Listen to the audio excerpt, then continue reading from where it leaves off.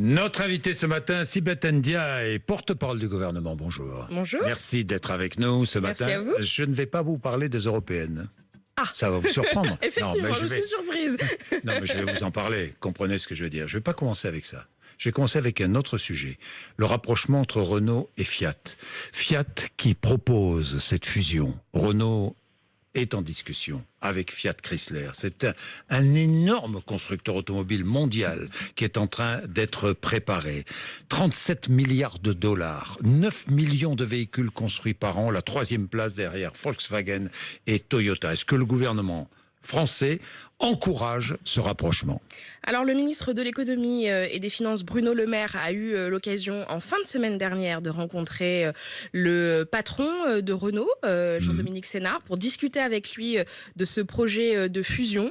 C'est un projet que nous accueillons de manière, j'allais dire, assez favorable. Vous y êtes favorable? Le gouvernement y est favorable? Le gouvernement y est favorable, mais évidemment, il faut voir dans quelles conditions tout cela doit se réaliser. C'est une discussion que nous aurons, y compris en tant qu'actionnaire de Renault, avec cette entreprise, parce qu'il faut que les conditions dans lesquelles se réalise cette fusion soient à la fois favorables au développement économique de Renault, à son développement industriel et évidemment aux salariés de Renault. C'est un géant européen, un autre géant européen, même si Fiat est associé à Chrysler, mais c'est un autre géant européen qui est en construction.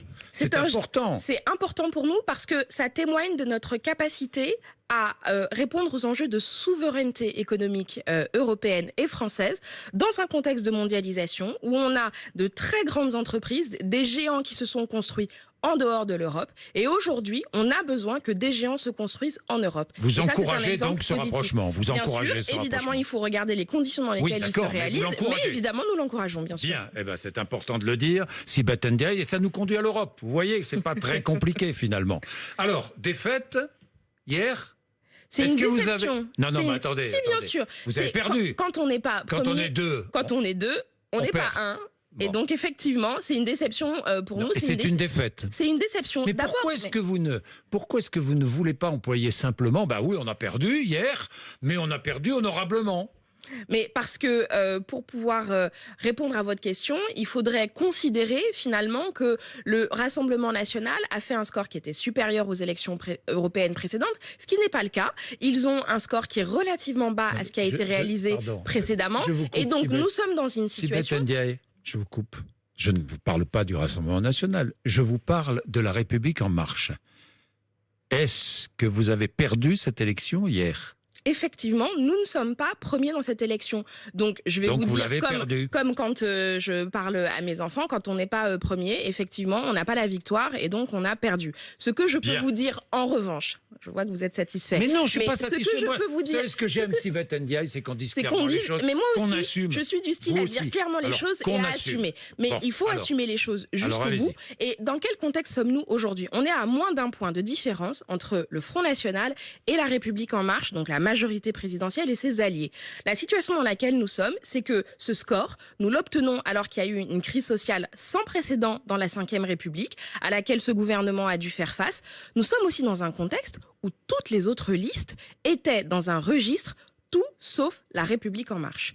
Et malgré cela, nous avons su, sur le projet que nous avions, mobiliser les Français, les amener à voter pour nous, dans un score qui, il faut le reconnaître quand même, dans ce contexte-là, est honorable. C'est un échec pour Emmanuel Macron, qui s'est engagé à fond dans cette campagne pour l'Europe. Il l'a dit clairement. Est-ce que c'est un échec pour lui ? Non, ce n'est pas un échec, parce que regardons les chiffres de la participation finalement. On nous annonçait une participation qui serait extrêmement faible. Au final, on a un rebond de participation, je crois qu'on a entre 8 et 10 points de participation supplémentaires. L'engagement du président de la République a permis de quelque part booster cette participation et sans doute aussi de mobiliser des électeurs pour la République en marche. Mais n'a-t-il pas, en mobilisant finalement cette élection européenne autour d'un face-à-face avec Marine Le Pen, avec le Rassemblement national, n'est-il pas l'artisan de la progression du Rassemblement national? Ah non, il faut pas... J'ai entendu Laurent Wauquiez le dire, et d'autres. Mais bien sûr, mais ce que je trouve hallucinant, c'est que vous avez des partis politiques de droite comme de gauche qui finalement mettent leur incurie et leur décrépitude sur le dos de la République en marche. De quoi parlons-nous finalement? En 2017, ça n'est pas nous qui avons choisi d'éliminer le Parti socialiste et de voir également la droite défaite. Ce sont les Français, ce ne sont pas des mineurs intellectuels. Ils ont fait des choix politiques, et ces choix se sont traduits par un affrontement entre Emmanuel Macron et Marine Le Pen en 2017, La République en marche et le Front National en 2019. Qu'allez-vous faire de ces élections européennes maintenant?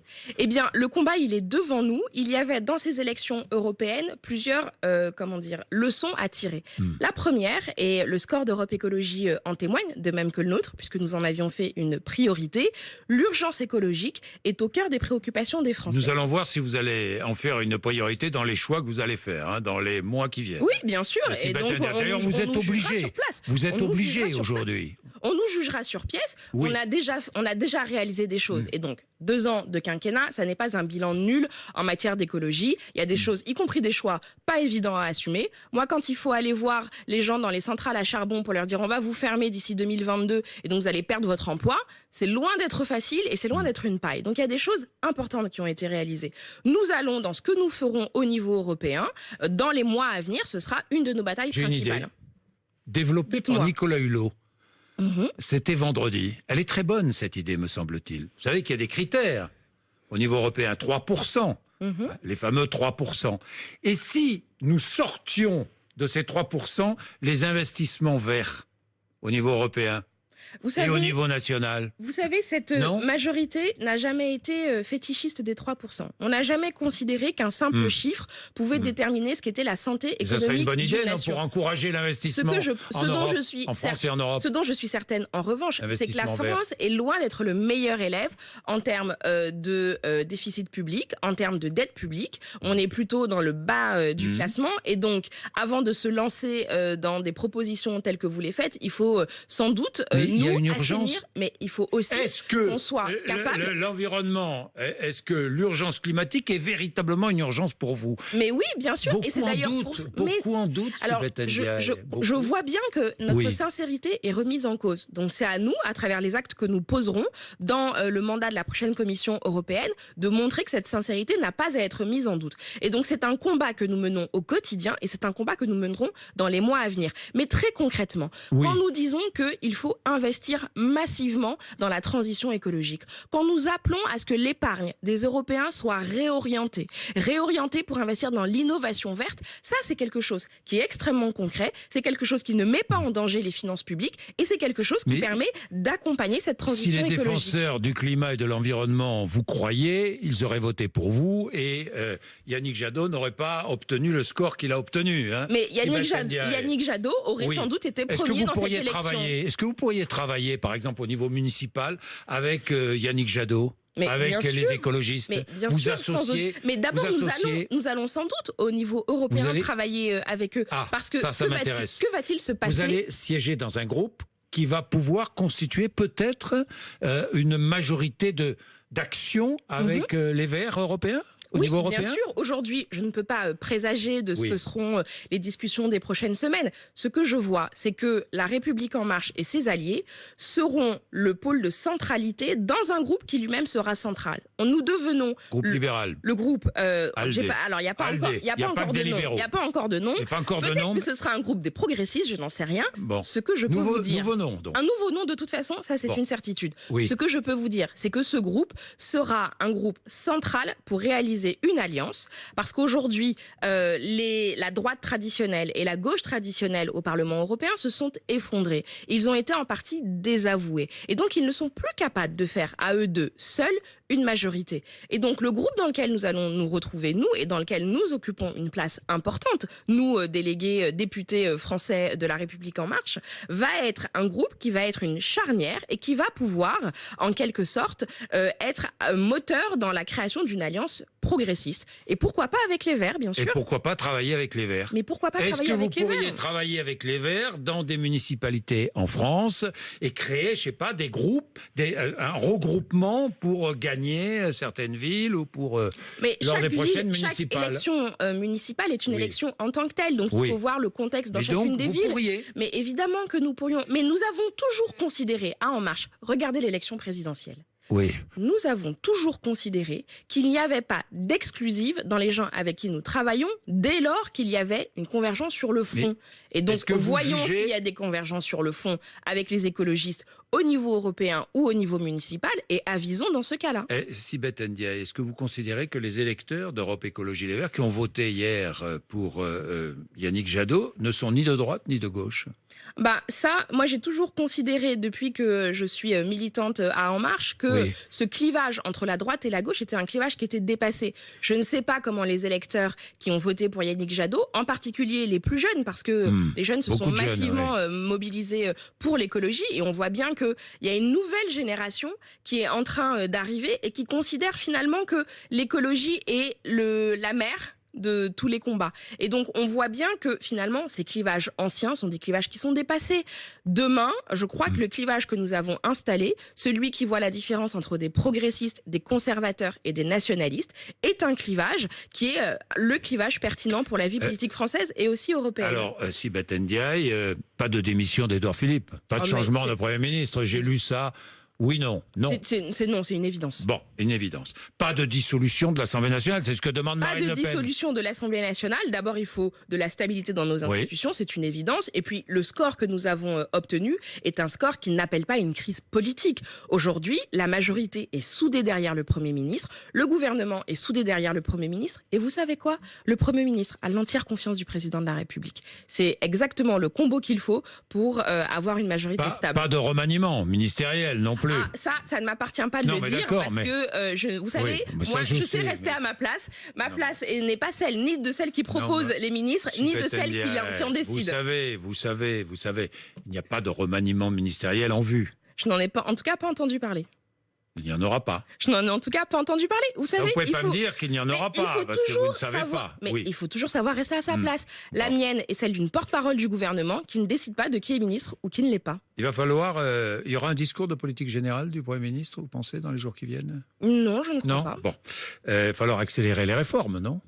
Est-ce que vous allez accélérer les réformes ? Ce que nous ont dit les Français dans la crise des Gilets jaunes, c'était finalement que on faisait des réformes, peut-être bien, peut-être pas bien, mais que ces réformes, ils avaient du mal à en toucher les fruits de manière concrète. Et donc, ce que nous avons dit, c'est qu'il fallait que nous soyons en capacité de faire en sorte que ces réformes soient plus tangibles, et nous avons d'ores et déjà commencé à le faire. Il y a un certain nombre d'annonces, de mesures qui ont été annoncées par le président de la République dès le mois de décembre et qui se sont transformées en espèces sonnantes et trébuchantes pour nos concitoyens. En 2019, le pouvoir d'achat va augmenter pour les Français comme il n'a pas augmenté depuis plus d'une dizaine d'années. Ça, c'est du concret.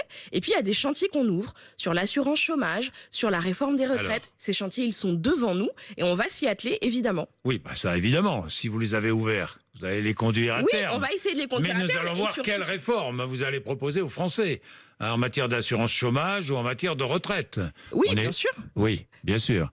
C'est notre objectif, il est là dans les mois qui viennent, aussi d'intégrer un changement de méthode. Donc, de faire en sorte que les Français qui nous ont dit qu'ils ne se sentaient pas assez associés aux décisions politiques soient demain plus associés à ces décisions politiques. Et c'est ce que l'on va essayer de traduire, par exemple en matière écologique, pour revenir là-dessus, avec cette fameuse Assemblée citoyenne. À propos de l'assurance chômage, est-ce que vous pensez qu'en France, il y a certains Français qui, au chômage gagnent autant, pratiquement autant que quand ils travaillent, ce qui freine la reprise du travail? Vous le pensez vraiment?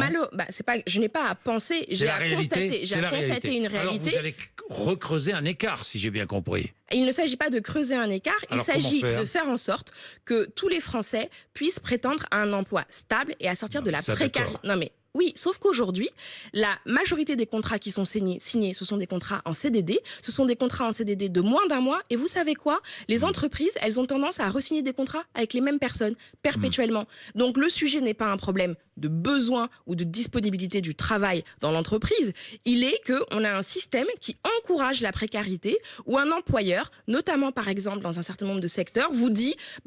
tu viens aujourd'hui, le contrat dure 3 jours, tu ne travailles pas pendant 2 jours et puis tu reviendras dans 3 jours. Et on voit bien que ça déstabilise les gens. Vous pouvez pas chercher un appartement, vous pouvez pas dire à un propriétaire que vous êtes stable quand vous avez des contrats de 3 jours qui se cumulent dans la semaine. Ce n'est pas possible. Et donc c'est contre ça que nous voulons lutter à travers cette réforme. La réforme de l'assurance chômage, c'est bien une réforme pour encourager le travail, quoi. C'est une réforme pour encourager le travail, c'est aussi une réforme pour stabiliser les gens dans leur emploi. Et nous voulons aussi lutter à travers un bonus-malus contre la précarisation la précarisation des contrats de travail. Et la réforme des retraites, on attend le mois de juillet, Jean-Paul Delevoye, c'est pour quand, là, maintenant? Il y a eu depuis maintenant. Non, mais il faut que Jean-Paul Delevoye rende public bien sûr, la conclusion de ses travaux. C'est pour quand? C'est prévu pour le mois de juillet. Le Premier ministre, d'ailleurs, l'a annoncé. Donc en juillet, nous aurons la réforme des retraites. En juillet, nous aurons les recommandations de Jean-Paul Delevoye, qui seront évidemment un point d'appui pour déterminer ce que seront les contours de cette réforme. Et la réforme, le projet de loi présenté? Et la réforme, pour l'instant, le calendrier parlementaire n'est pas fixé parce qu'on a beaucoup de choses à faire. Et donc, il faut ajuster et décider parce que les Français sont... d'ici la fin de l'année. Les Français attendent, Sibeth. Bien sûr. Et nous sommes aussi impatients qu'eux pour réaliser une réforme importante, comme celle-là. Bien. Révision constitutionnelle aussi? Ça fait partie des nombreux chantiers que nous avons aujourd'hui. Vous avez des chantiers là. On en a des chantiers. Ça veut dire que ce quinquennat est loin d'être à l'arrêt. Bien au contraire, nous sommes dans une dynamique de réforme. Cette dynamique, il faut la continuer. Le chantier de la réforme constitutionnelle, ça peut peut paraître. Alors le Premier ministre avait indiqué que aux alentours du mois de juillet, le projet. Tout va se passer en juillet, quoi. Non, il y a déjà des choses qui se passent en juin, parce que en juin, il y a la réforme de l'assurance chômage qui sera présentée. Ah, présentée en juin, la réforme de l'assurance chômage. Qui ne nécessite pas de projet de loi. Avec des diminutions dans la durée de cotisation? Des diminutions dans la durée de cotisation. Écoutez, le projet de réforme n'est pas achevé, mais l'objectif n'est pas de diminuer les droits des chômeurs. En tout cas, les droits de ceux qui vivent cette permanence. On va raccourcir la durée d'indemnisation. Raccourcir l'indemnisation, non, pas du tout. Non, je ne crois pas que ce soit à l'ordre du jour de raccourcir les durées d'indemnisation. Est-ce qu'on va plafonner, baisser le plafond de l'indemnité versée? Cette réforme, pour ne rien vous cacher, elle est encore en discussion. Donc je ne vais pas vous livrer de scoop aujourd'hui. Je laisserai le soin à... On peut ne pas savoir. On peut ne pas savoir. En l'occurrence, je laisserai le soin à Muriel Pénicaud qui porte cette réforme de la présenter. 3 djihadistes français condamnés à mort par la justice irakienne. Vous avez vu ça? Oui, tout à fait. Apparemment, ils ont 30 jours pour faire appel. Est-ce que l'État français doit intervenir et va intervenir? L'État français, pour l'ensemble de nos concitoyens à l'étranger, leur droit à la protection, ce qu'on appelle la protection consulaire, c'est-à-dire le droit à être accompagnés dans leur démarche juridique quand ils sont soumis à un procès. C'est ce que nous avons fait, c'est ce que nous continuerons à faire. La position française est très claire sur les questions liées à la peine de mort et nous ne souhaitons pas que nos concitoyens soient soumis à cette peine de mort. Alors, est-ce que le gouvernement français va intervenir auprès de l'Irak? Mais ce que je vous dis, c'est que la protection consulaire, c'est-à-dire la capacité à ce que notre ambassade, qui représente la France... J'ai compris, la protection, d'accord. Puisse accompagner... Mais moi, je vous parle au niveau de l'État. Est-ce qu'il y aura intervention des Français condamnés à mort? Est-ce qu'on peut accepter que des Français soient exécutés en Irak? Mais nous n'intervenons jamais en tant qu'État dans les décisions juridiques d'un autre État. Donc l'Irak condamne à mort, les Français seront exécutés si l'appel est rejeté. Mais ça, je ne peux pas en présager, car nous avons justement cette protection consulaire qui doit permettre de faire en sorte qu'il y ait des discussions en Irak pour voir si cette peine doit être exécutée. Ça veut dire qu'à travers le consulat ou l'ambassade de France, nous allons demander au gouvernement irakien de surseoir à cette condamnation à mort. Nous n'allons pas demander au gouvernement irakien de surseoir à cette condamnation à mort. En revanche, aujourd'hui, toutes les voies de recours ne sont pas épuisées. Regardons d'abord comment ces voies de recours sont exercées. Et si la condamnation à mort est confirmée, est-ce que vous laisserez ces Français exécutés? Eh bien, nous ferons tout pour que la protection consulaire puisse leur être bénéfique. Vous ne me répondez pas. Je vous réponds ce que je peux vous répondre aujourd'hui. Ce que vous pouvez me répondre, oui, d'accord. J'ai compris. Merci d'être venu nous voir. Merci à vous. Il est 8h53. Vous êtes sur RMC et BFM TV.